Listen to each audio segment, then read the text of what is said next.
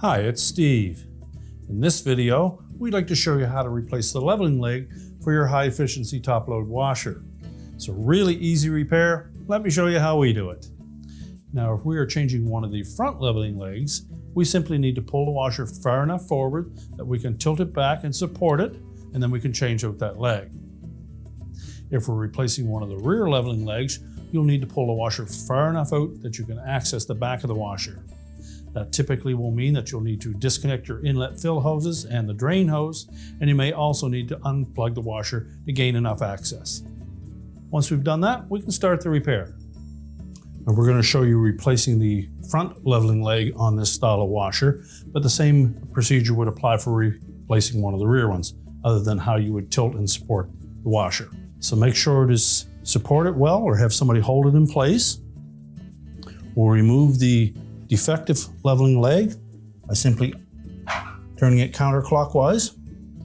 If the lock nut is jammed on that, you can use that as a tool to put your wrench on. And if you find that the leg all of a sudden gets stuck in there, we can use the wrench on that lock nut. So either a 14 millimeter or a 9/16 wrench.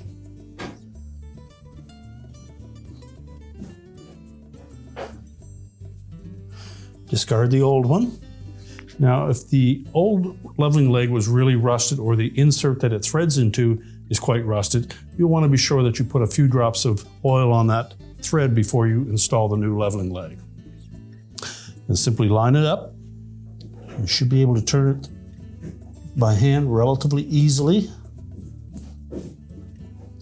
Now, before we have it fully inserted, we're going to grasp the rubber portion of that leveling leg and just loosen that jam nut. Once we have the leg inserted to the proper depth and we've leveled our washer, we want to make sure that we lock it in place using that jam nut. So we'll first of all just position it roughly where the old one was. Put the washer back into place, make sure that we get it leveled by adjusting it. Once we've done that, we'll lock it up with the jam nut to ensure that it doesn't go out of level. And now we're ready to set the washer back down onto its legs and prepare it to push back into place.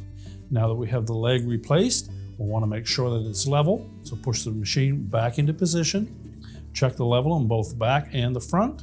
Make sure that it's sitting evenly on all four legs. You can then tighten up the lock nut on that leveling leg that you replaced. If you've disconnected the inlet fill hoses and drain hose to gain access, you'll need to reconnect those. You'll also need to reconnect the power, and your repair is complete.